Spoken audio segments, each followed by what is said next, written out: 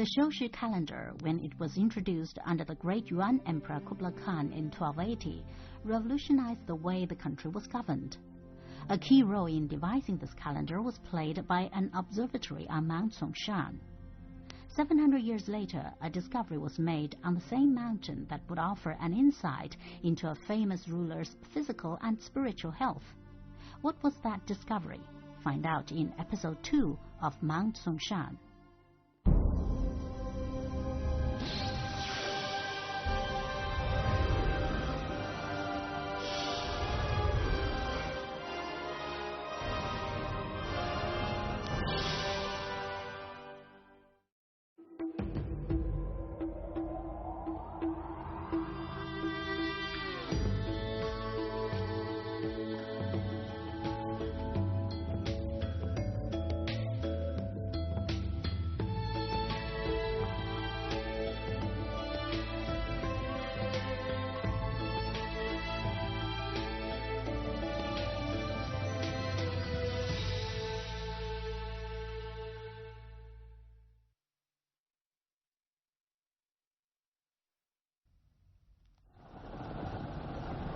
In the year 1276, the Mongol army of the Yuan dynasty overran Sichuan, finally bringing to an end the last resistance of the southern Song dynasty. An empire was in the making that would be greater than any previously seen in the history of China. The Yuan Emperor Kublai Khan was determined to create a vast empire in China and beyond. To this end, he ordered that a new calendar be devised as a symbol of the dawn of his new era.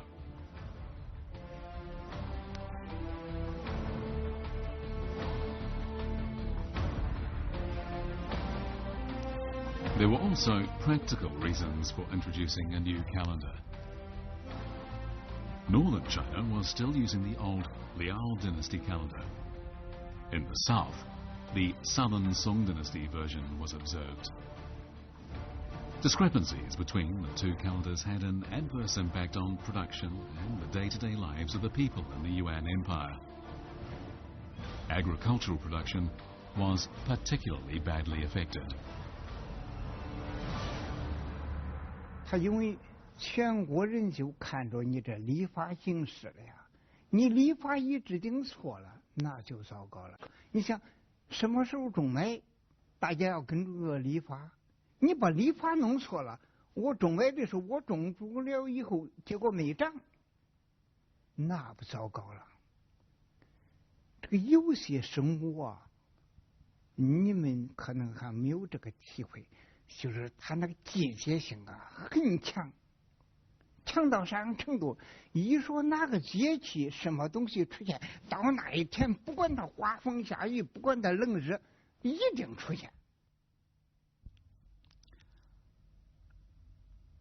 A new agency, the Grand Astrology Administration, was set up charged with compiling a new calendar. The astronomer Xu Heng was put in charge, assisted by the renowned mathematician Wang Xuan, who was responsible for the calculations. But the key figure would be Guo Shoujing, who took charge of the engineering work.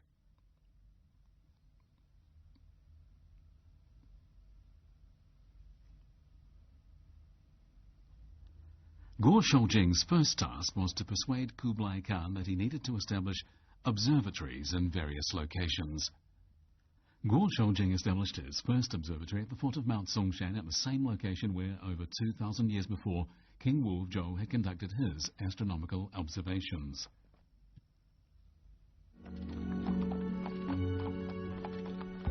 When he set off for Yangcheng to begin his work in the year 1279, Guo Shoujing was 48 years old.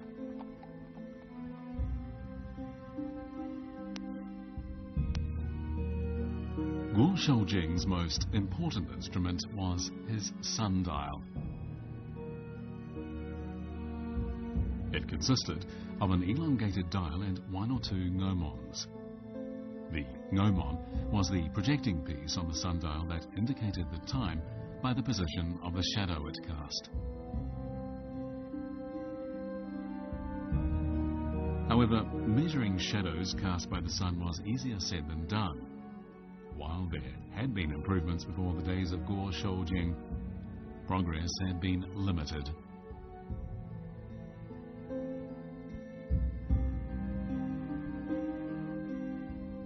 Ancient Chinese sundials were tables generally slightly less than 3 meters long, and usually they were made of copper, a material that was of course often in very short supply. Guo Shoujing, an ingenious man and a highly skilled engineer, decided to build his sundial from stones and bricks. Using these more readily available materials would make it possible to build a larger sundial, and this in turn promised a greater degree of accuracy. Under Guo Shoujing's supervision, a very large observatory was established, standing on the same site where King Wu of Zhou had conducted his astronomical observations. The observatory consisted of a foundation and the sundial. 10 meters tall overall, each of the 4 sides of the foundation tapered upwards from 16 meters in length at the base to 8 meters at the top. A pavement and steps were built on the north side of the foundation. In the middle of the observatory's north side was a straight flute linked to the stone sundial. The sundial stood along a north-south axis in line with the local meridian. The distance from the top of the sundial to the top of the flute was 12 meters. A horizontal crossbar extended 1.3 meters above the top of the flute. The distance between the crossbar and the sundial's top was 13.3 meters. In all, Guo Shoujing created a complete instrument for measuring the shadow cast by the sun. Additional devices were placed on the sundial for observing the stars.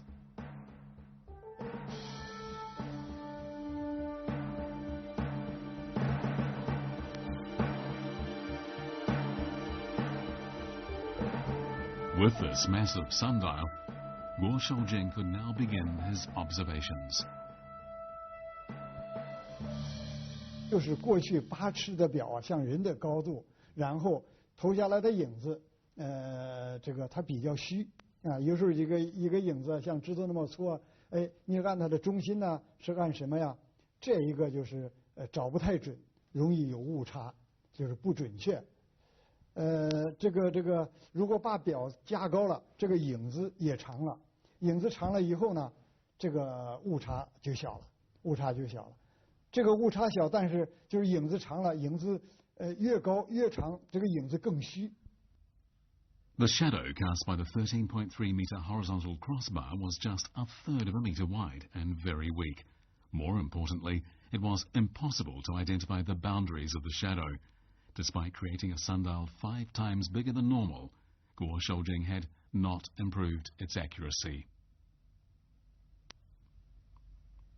在这个情况下呢，它就是要用另外一个构件，这个仪器叫什么呢？叫景幅。 就是风景的景啊，这个柱子头那个幅，景幅。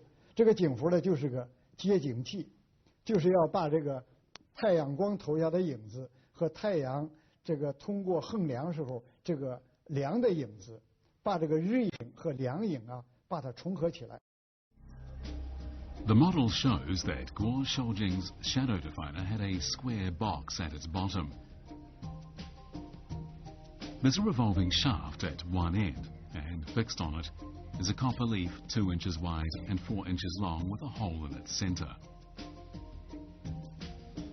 The shadow definer is higher at its southern end, and it can be adjusted as the position of the sun changes. Sunlight, when it passes through the hole in the northern side of the shadow definer, will produce a small inverted image of the sun on the surface of the sundial. The shadow definer could be moved from north to south or vice versa to locate the image of the crossbar. The shadow of the crossbar, as formed through the hole in the shadow definer, is well defined, making measurements more accurate. The length of the shadow was measured when the image of the crossbar cut the spot of light precisely in half. Based on his observations of the heavens, Guo Shoujing came to understand the laws governing the movements of the sun, the moon, the earth, and many of the stars. He determined that a year was made up of 365.2425 days, a mere 26 seconds less than the figure we use today. It would be a further 300 years before such an accurate figure was arrived at in Europe. Guo also defined the 24 solar terms in the year. Guo went on to conduct major astronomical observations across the country, from Kaesong on the Korean peninsula in the east, to Sichuan, Yunnan and the Heshi corridor in the west, and from the Nansha Islands in the South China Sea to Siberia in the north.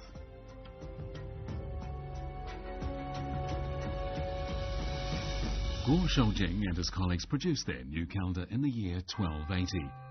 Kublai Khan gave it the name the Shoushi, or season-granting calendar. The Shoushi calendar would remain in use for more than 360 years. The equipment used by Guo Shoujing and his colleagues to observe the stars is evidence of the key role played by Mount SONGSHAN in the development of astronomy.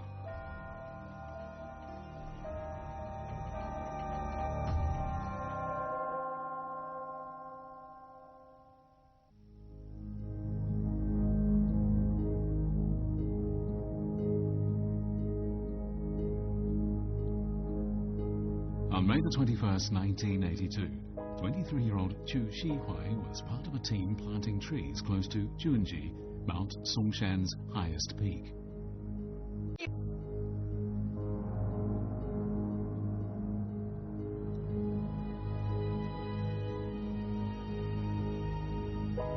At 5 p.m., their team leader called a halt to work for the day.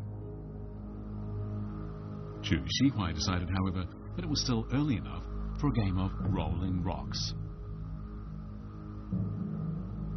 Rolling rocks involved releasing rocks from the top of the mountain so that they rolled down to the bottom, making as much noise as possible. Chu Shihuai chose a particularly large rock.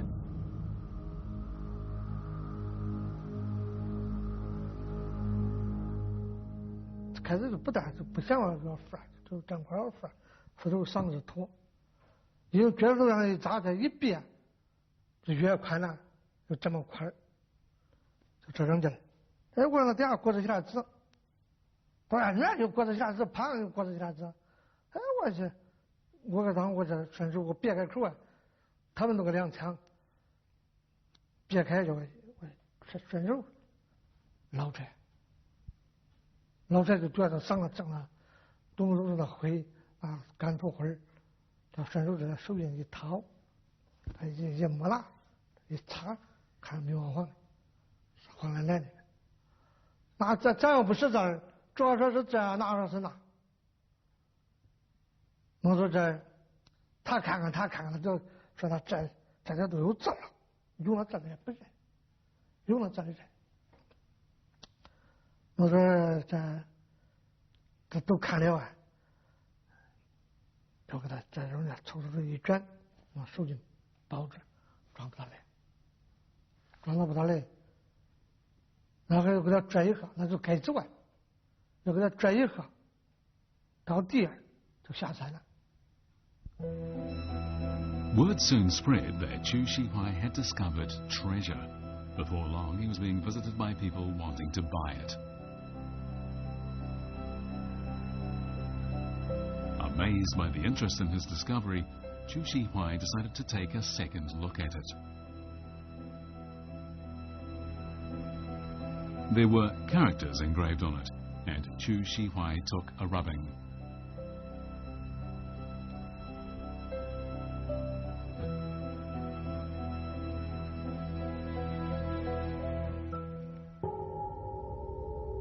Empress Wu Zetian of the great Zhou dynasty, as a devout Taoist, seeks immortality. Her Majesty has ordered me, Wu Chao, to present to the three gods this gold slip, so that they may pardon her the evil she has done.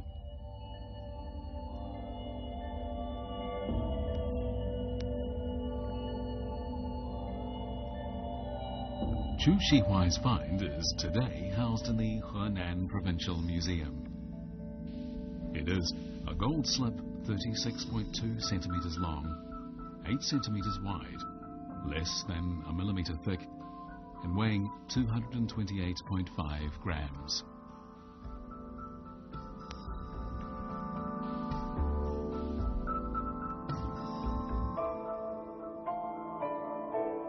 从今天的字面的意思上来说，就是说，这个武则天呢到这里的得病啊，他可能是这个得罪了这个中原嵩山，是得罪了神仙，于是呢可能是他有病啊。那么通过给他赐福、除罪解厄，然后他的病就好了。所以武则天，那么从现在来说，武则天投这个金简投到山上呢，应该说是天官赐福，赐给他福气了以后，他的病他自己就好了。实际上还是为了武则天治病。Over 1,300 years later, the gold slip is a vital clue in understanding the relationship between China's rulers and their people.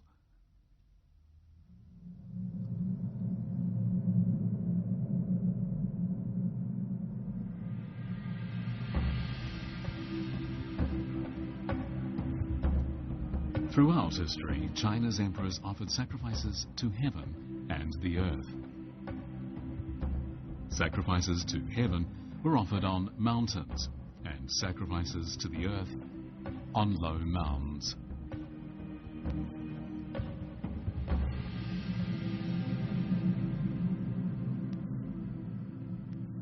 就是说，古代的说这个在君权神授的时代啊，他们说这帝王的权利都是上天授予的，所以说他们称为天子嘛。就是说他们这个权呢是由上天授予的。那么这个帝王登基了以后啊，他就要举行这个祭祀和封天禅地大典，就是要告诉上天，他当帝王了以后，治理国家的情况，把国家治理的国泰民安，然后民殷国富，百姓安居乐业。就是事实上这个古约啊，在古代的时候，就是事实上就是皇帝和上天通话的地方，是和神进行接触的一个地方，是和神进行接触和通话的地方。他们封禅实际上就是告诉天，然后告诉地，我这个帝王，在治理国家的时候取得那么多大的伟大的成就，不愧你，不如你上天的使命，就派我来当帝王治理国家的使命。The practice of kings and emperors offering sacrifices to heaven goes all the way back to the New Stone Age or Neolithic Age. During an era when the productive forces were extremely backward and the understanding of nature was very limited, people were fearful when confronted with natural phenomena that were beyond their ability to comprehend. So they worshipped nature, and they paid homage to the sun, moon, mountains, rivers, wind, rain, thunder, and lightning. It was from this primitive worship that the practice of offering sacrifices to heaven and the earth developed.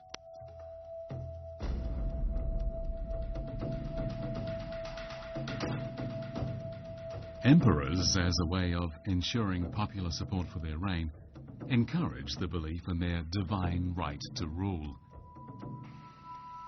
As a visible demonstration of their personal connection to the gods, they offered sacrifices to heaven and the earth. Because the ceremonies were carried out on mountains, the mountains themselves came to be regarded as sacred.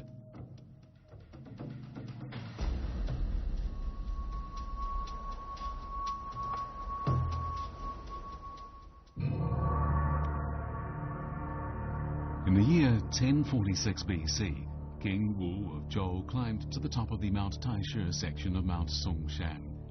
There, accompanied by his officials, he informed heaven of the birth of his new empire. The Zhou dynasty, like the Xia and Shang dynasties before it, was centered on Mount SONGSHAN, so the Zhou people believed that the mountain was home to the gods.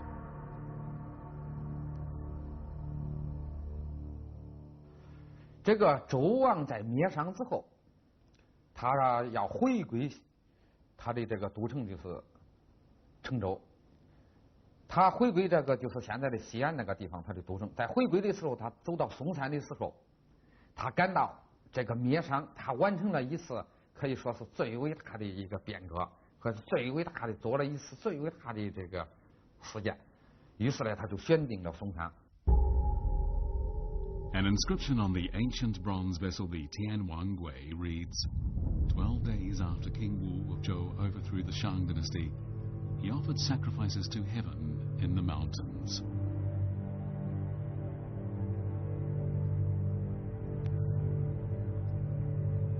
The ancient classic Shi Jing, or Book of Songs, includes the following lines concerning the founding of the Zhou dynasty.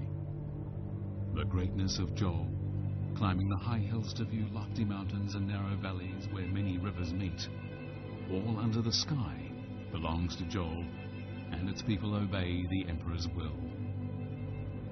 King Wu of Zhou was the first Chinese ruler to offer sacrifices to heaven on Mount SONGSHAN.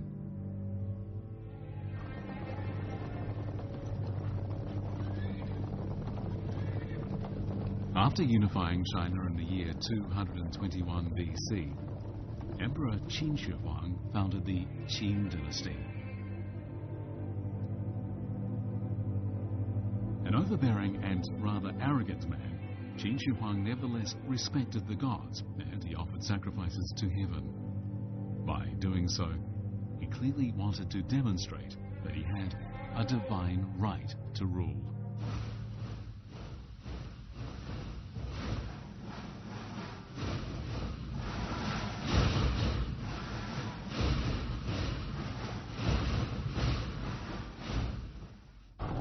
During the spring and autumn and warring states periods that had occupied the 5 centuries before Qin Shi Huang came to power, the various kings were too preoccupied by the constant warfare to conduct sacrificial ceremonies. As a result, Mount SONGSHAN, where rulers of the Xia, Shang and Zhou dynasties had offered sacrifices to heaven, was undisturbed. In the year 110, a man named Liu Che visited Mount SONGSHAN. History knows him better as Emperor Wu Di of the Han dynasty. According to the Shi, the records of a grand historian, a group of alchemists had told Emperor Wu Di about a mountain of immortality called Banglai, located in the sea. They also said that Mount Taishan, which had been a part of the old state of Qi, was a home of the gods. They insisted that they could intervene with the gods on the emperor's behalf, and they thus urged him to offer sacrifices on Mount Taishan. The emperor was more or less persuaded. However, he didn't entirely trust the alchemists, so instead of Mount Taishan, he chose to offer sacrifices on Mount SONGSHAN.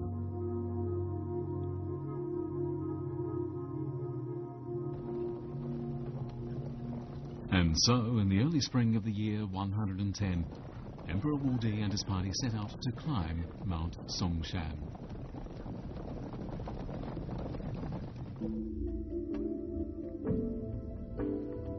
As they approached a peak to the east of the Qi Mu stone, the emperor heard a cry, "Long live your majesty." When he asked his guides if the voices were theirs, they told him no. His servants also denied saying anything. The emperor concluded that the voices must have belonged to the gods, and that they were offering him their services. Delighted, he had the court historian record the event.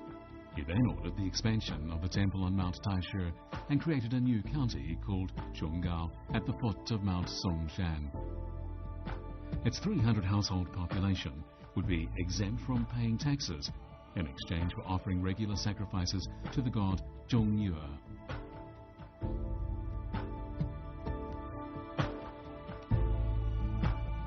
The "Long live your majesty" Emperor Wu Di had heard was probably nothing more than the sighing of the wind in the trees. But all the same, from that time on, "Long live your majesty" became the greeting used by officials whenever they met an emperor. The year was 110 AD, and Emperor Wu Di of the Han Dynasty paid a visit to Mount SONGSHAN. What was his purpose?